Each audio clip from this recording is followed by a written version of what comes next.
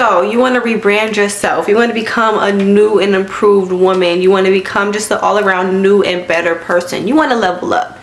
Let's just say you clicked on the right video, because I really do feel like I have been through so many different levels of myself, and I feel like it just keeps on getting better and better. So I feel like I'm pretty well indulged, is that the word? Well-rounded on this topic. So anyways, without further ado, let's just jump right into this video. How to rebrand yourself and level up, preferably before 2025. But if you clicked on this video and it's already 2025, you can still level up. So the first thing you need to do is I need you to let go of the old version of you. Now this was so hard for me. Like, I'm the type of person where I hold on to things. Like, I don't know why it's so hard for me to let go of things. I'm like, for one, I'm a lover girl, so I like to reminisce on things from the past. So I reminisce on relationships from the past and glamorize it. And the problem when it comes to glamorizing situations, even if it's just with friendships or just situations in general, when we glamorize our old selves, we make it seem as if that was the best thing in the world, when a lot of the times we were going through a lot of traumatic things. So we glamorize it because we don't want to let go. You have to learn how to let go so you can elevate. If you don't let go, you won't be able to elevate and evolve into the new person you're trying to become. You can't start something when you haven't let go of the past. Literally, like, I was the person that was holding on to the past so hard. I was holding on to it, clinging to it, because I felt like that's just, my mind was just there. I just felt like it couldn't get any better than that. Like, the past is all I knew. Of course the past is all we know, but we need to get to learn the future. You know what I'm trying to say? So just let go. And I know it's hard, but you really just have to let it go and be like, you know what, God, I give it to you. I'm going to really let that go and let the past be the past, because the past is the past for a reason. It's not meant to come with you throughout your journey, and that's something you have to learn as well. That leads me into the next thing. Let go of some of these people that were in your life in the past that don't need to be there anymore. A lot of the times when people leave our lives, we try to fight it and we try to keep them around because we're just so attached to them, or just attached to situations we've been through with them, and we don't know how it feels to not be around them. So we cling on to them even though they might not be for us. It doesn't mean they're a bad person. They're just not meant to be in our journey. I'm gonna give you guys an example. So literally like a few months ago, maybe 2 months ago, one of my best friends from high school, she was my best friend in high school, and we were honestly cool up until like a year ago. So that's why I was so confused. She randomly kind of just started distancing herself from me and just like stopped responding to my messages. And of course that hurt my pride and made me feel like, did I do something? Like, you know, when people, I'm over here talking about elevating and I'm over here talking about like letting go of toxic people, it makes me feel like, is she trying to let go of me? And my pride was so like hurt, my ego was so crushed, because I'm like, what did I do? Like, you know what I mean? Sometimes it's not a specific issue. Sometimes it's just they're not a part of your journey anymore. For both sides. It was time for them to let you go, and it's time for you to let them go. Don't stick and dwell on it. If somebody leaves your life, let them leave, because God does not remove without replacing. He will replace them with something else, somebody else, or something else. Notice how I said something else. A lot of the times we try to find our like happiness or find our, just cling on to people, instead of realizing sometimes what you need in your life right now is not another person. Sometimes it could be a career, it could be happiness, it could be even a pet dog. Whatever it is, God is going to replace, and you'll know when it is a replacement, and you'll know when it is for you and when it is sent from God. So let go of those people, okay? So now that we got that out the way and we let go of things from our past, the next thing we need to do is to really dive into you all the way. Now this is something that I'm really trying to work on as well too, and I'm honestly about to do a challenge where I'm really going to give myself all of me, because you'll think that you're giving yourself your all, and you'll think that you're really diving into yourself, until you realize that you're really not. Like, honestly, like, I thought that I was giving myself all of my attention and all of my love and all of my time, until I just realized recently that I really wasn't. Like, I was really like not giving myself the attention and the care that I really deserved, and it made me all frantic, and it was hindering my progress, because I felt like I was talking to God, and I'm like, why am I not where I want to be at all the way yet? Or why do I feel like so stuck? And that is because I was not fully giving myself my all. A lot of the times we're so like in our heads about things, or we're so used to giving and giving to others, that when it comes to giving to ourselves and taking care of ourselves, we get stuck. And I could be a test to this. Like, see my dresser right now? that's not clean. That's like all messy and stuff like that. Like that shows you what my brain is like. Literally, like it was just a mess, and I'm just now overcoming it. Like tomorrow morning, this is getting cleaned. But I need, like, that's why I like come on here and say, like, it's all about really tapping into you. Like, I really do feel like a routine and just all of that really goes into play when it comes to yourself. I commend, and I'm so jealous of people who naturally are just super neat people, or just naturally are those type of people where they're on top of it when it comes to themselves or self-care, because that's something that I had to force myself to do. And I'm gonna be real with you guys, like, it was so hard for me growing up. Like, even to this day still, like I said, it still gets hard, like pumping like that into myself and just forcing myself to do stuff that's a part of self-care, because I'm the type of person where I'm like a busy kind of person. So I'm like so focused on getting stuff done for my business, or getting stuff done for my YouTube, or just getting stuff done for my career. I have to take time out to do stuff for myself that I need to get done for me, like my mental, my self-care routine. I need to get that in check. And I know some of my busy women out there might be able to relate to that. It's really kind of like a struggle when it comes to just doing stuff for you, like, you know what I mean? Like, but when you really take out time to do stuff for you and be consistent with it, it makes you feel a lot better. Because I'm not gonna lie, I was consistent with it for about like 3, 4, 5 months. I was consistent with, no, not even 3, 4, 5 months. What am I talking about? For like 2 years, I was on it with my routine. Everything was on point with my routine, and I felt so good. Like, and I've noticed that my blessings were piling on, and everything seemed to be going good.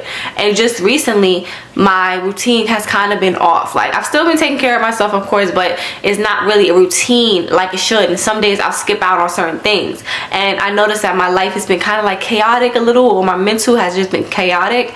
And that's because self-care is like a form of being able to woosah and be like, okay, breathe, relax, you know what I mean? And when you're not doing that for yourself, you'll notice that everything seems all over the place, and you feel like you're just frantic, anxious for no reason. And that's because you're not taking care of you. I noticed that my form of not taking care of me is like when everything's a mess. Like I said, I'm just like naturally a type of person where it's like I'll leave something down and just move on to the next thing. I want to work on that. Like, that's one thing I want to work on. Now that I'm talking about things I want to work on, that leads me to the next thing. Write out things that you want to work on for the new year, or just things you want to work on about yourself in general, okay? So you don't have to put time limits on it. Just really write out what you want to work on, because I feel like time limits end up making it seem like you're rushing. Like, when I put time limits on stuff, I always end up rushing through it, and that's a struggle I had as well. So write out what you want to improve. For me, my things I want to improve is my cleanliness when it comes to my areas, and not being too like messy or junky. Like, I want to keep my room clean. I want to keep my area clean. I just want to be able to like keep stuff clean and not scattered all over the place, you know? Another thing I want to do, I want to take out specific time for myself. See how I'm talking about things I want to get better and improve, but I'm also not dissing myself. Like I said, I'm junky, but I'm not like making it seem like, oh, like I'm such a junky person. Like, you know how I'm not soaking in it and making myself feel bad for who I am. I'm accepting what I do now, but I'm also making room for improvement. I want you guys to do that as well. You can't be too hard on yourself to the point where you're like dissing yourself now and being like, okay, I need to improve. How are you going to improve if you're like not like embracing who you are in the moment? You know what I mean? Like, don't be too hard on yourself, because in the end, like, it's not that deep. Like, seriously, like, I had to tell myself that too. Like, why am I being super hard on myself? Like, and a lot of the times when we're super hard on ourselves, it hinders our progress. I notice that when I spend so much time dissing myself, and when I spend so much time talking about what I'm not good at, I don't end up doing what I need to do. I noticed that, like, literally, because I'm spending so much time focusing on what I can do, I'm not sitting around, I'm not doing what I need to do for myself to improve myself, you know? So really write out some things that you want to improve. Write out some goals. Make a vision board. I made a vision board about like maybe a month ago. Like, I wanted to make it like right before the New Year's, but you can make a vision boards any time of the year. Like, I was making vision boards throughout the years. Whenever I had new goals, I was just making them. I did not care. I go on Pinterest usually and get like some photos that look like what I kind of want, and just put it on a vision board, like create a vision board on Canva, or like print out pictures and tape it on a piece poster paper, and I hang it up in my room. I look at it every single day. That really keeps me motivated. And I feel like a part of leveling up is leveling up all around, physical, mental, and in your career. And I really do feel like when you make vision boards and when your mind is always on your goals, it will like manifest it to you. You know what I mean? Like, it really does, you know? Now, leads me to the next thing. when you're manifesting, like I said, vision boards, all of that, you need focus. Now, a lot of the times we get distracted, and I could say this is another thing that I was struggling with as well. My mind used to get so distracted, and it's so easy to get distracted. It really is. And don't be hard on yourself if you do allow people to distract you, or you allow situations to distract you, because that's life. We all get distracted. We all, like, something happens, sometimes we just fall in a funk, or something happens and we just don't feel like doing anything. That's normal. Things might knock us off track, but it's how you come back. It's your comeback story that matters the most. I've been knocked off track so many times, especially within the past year. Like 2024, 2023 was not my year at all. Like everything was kind of going downhill for me, that I felt like it was, like, and I was like not focused where I needed to be focused, and I found myself like regretting it. Like I literally just a few months ago I was like in such a depression because I was regretting things that I allowed to happen. And then I realized that if I didn't go do certain things, I wouldn't be where I am today. If I didn't get distracted, I wouldn't be able to know the signs and do what I'm doing now. Like honestly, if I didn't get distracted, if all that stuff didn't happen to me the past 2 years, I would not even be on YouTube. You know what I'm saying? So it's like everything happens for a reason. Don't sit and dwell on things, but you also need to know the warning signs of when something is sent to distract you. You know how it feels when something's always in your mind and it's stopping you from doing what you need to do for you. That is a distraction. Literally, that's literally it. That's how you know when something's a distraction. But you know what? We always, 9 times out of 10, always know when something's a distraction. But you know why we ignore it? Because those distractions usually feel kind of good. You know, like those distractions usually, like, we know it's a distraction, but we like it. Like we like the feeling, we like the attention this person's giving us, or we like the situation. We just like it. It's like a kryptonite. But you have to understand that temporary feeling good is not worth your career. It's not worth your life, your livelihood. A lot of the time, these distractions feel good, but they're not for us. 9 times out of 10, it ends up bad, and then we look up and be like, why did I do that in the first place?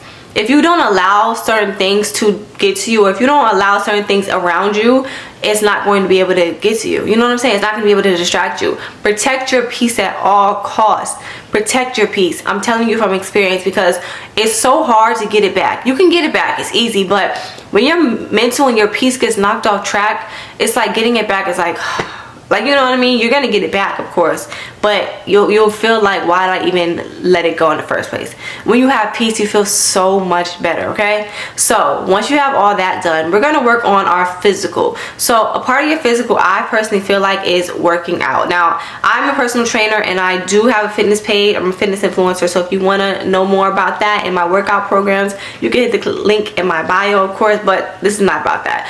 I'm just talking about in general fitness. And as a fitness trainer, I could say you do not have to go to a gym to be in shape. Now, I did so many different forms of fitness throughout my life. I was working out in the gym for like years, and I just now recently, within the past few months, been working out from home. I have a treadmill at my house and dumbbells, and that's pretty much what I do. I do some treadmill for cardio, or body weight cardio, or treadmill cardio, and use my dumbbells. And that's simple at home workouts. You do not have to make anything super extreme for like an extreme glow up. You can work out from your home, so there's really no excuses to get your body on track. You could walk outside. It's simple, period. Any form of movement. Make a goal to where you're moving your body at least 5 days a week, period. You know what I mean? Just move your body. Eat a little bit healthier. When I mean eat healthy, I'm not saying you have to be super strict in your diet, because lately I haven't been either. Like I'm not gonna lie, I had a cake today, I had a cake yesterday, I had a donut the day before, and it was what it was. I didn't care. But when I mean being strict on your diet, I mean no fried foods. Try to not do fried foods or sugary drinks, or try to like not do it as much. Like I understand that it's unrealistic to say no whatsoever, especially if you're used to doing it so often, but you can do something to where you just don't do it as much. Like let's say I'm doing like fast food maybe once a week, but I used to do it 5 days a week, so that's improvement. You know, whatever works for you. You don't want to do anything to the extreme, because there's no happiness in that. I could actually say from experience, let me tell you guys a story. I used to have like eating problems, eating issues, and back in college, like 4 years ago, dang, I'm old. 4 years ago, when I was a freshman in college, I used to like overwork myself, and I was not eating. Like I literally would eat like fruit and then not eat again for like hours, not eat at night. So all I was eating in a day was fruit and maybe a meal, and the meal was like nothing. I was so scared of gaining weight, and I was extremely skinny, like extremely skinny. It took me a while to gain my weight back, and that was me overworking myself, and I was so miserable, and I was filled with so much anxiety, and it was showing on my face. And the minute I started to not be as strict and hard on myself, everything started to go better for me, and I hit my glow up even more. You know what I mean? So it's all about finding what works for you, and I found that I was happier when I found what works for me. Happiness always looks good. You know what I'm saying? Like, when you're stressing yourself out, when you're making yourself like unhappy, when you're just overworking yourself, it'll show on your face. It really will. And you know, you don't want to do that to yourself. So all in all, take care of you, your mental, just you as a person, your happiness, and protect your peace. So what we're going to work on, I'm going to say these 5 things we're going to work on before 2025. Protecting our peace, okay? Cutting off toxic people, that goes into protecting our peace, of course.